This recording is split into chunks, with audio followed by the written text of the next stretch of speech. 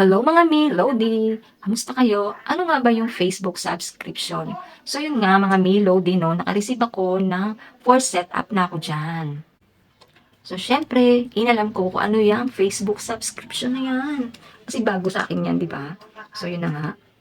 So napag-alaman ko, yung Facebook subscription, ibig sabihin, kapag nakasetup ka na, yung followers mo o yung viewers mo, magsasubscribe sa'yo, babayaran ka. Okay? So, doon kakikita kapag binayaran ka.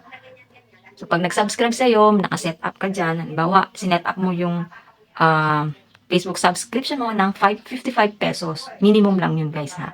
So, kapag nag-subscribe sa yung followers mo, yun, babayaran ka ng followers mo ng 55 pesos in 1 month. So, bayad yun sa loob ng isang buwan. So, yun. Bakit ka binayaran? Kasi magsasubscribe nga siya. Ano naman ang gagawin mo as a content creator? Kasi nga binayaran ka ng 55 pesos. So, ang gagawin mo sa kanya, guys. So, i-offer mo sa kanya, pwede kayong mag one-on-one talk. So, yun, mag-usap kayo. Or, bibigyan mo siya ng exclusive video, gagawa ka para lang sa kanya. So, yun yung Facebook subscription. So, yun, guys, ha, malinaw, ha? So, tapos, paano ka naman mai-invite ni Meta para magkaroon ka ng setup dyan? So, may mga requirements yan. So, kailangan daw, meron kang 250 returning viewers. Ito yung mga viewers mo na pabalik-balik na nanonood sa mga reels mo, videos, yun.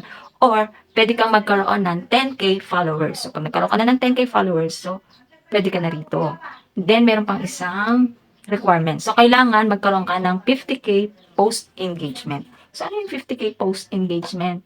Ito yung mga viewers mo. Sila yung, halimbawa, nag-reels ka or video ka, nag-post ka. Sila yung mga, ito yung nagko-comments, yung mga, wait lang, yung mga nag-share, nagre-react sa mga videos mo. So, yun yung 50K post engagement. Okay? Hindi galing sa'yo. Galing sa mga viewers mo, followers mo, non-followers. So, yun.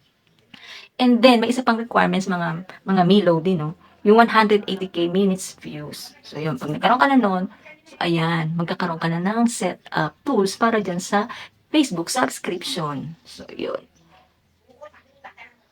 Pero ito guys ha, napag-isip-isip ko lang din, no? Hindi naman ako big content creator. So, etong Facebook subscription na to, siguro pwede lang to sa mga yung talagang malalaking content creator na yung talagang kilala na sila, di ba? Kasi yan, pwede nilang ma-provide yung mga kailangan. Siyempre, babayaran ka, di ba? Dapat palitan mo rin, balikan mo rin yung nag-subscribe sa'yo, di ba?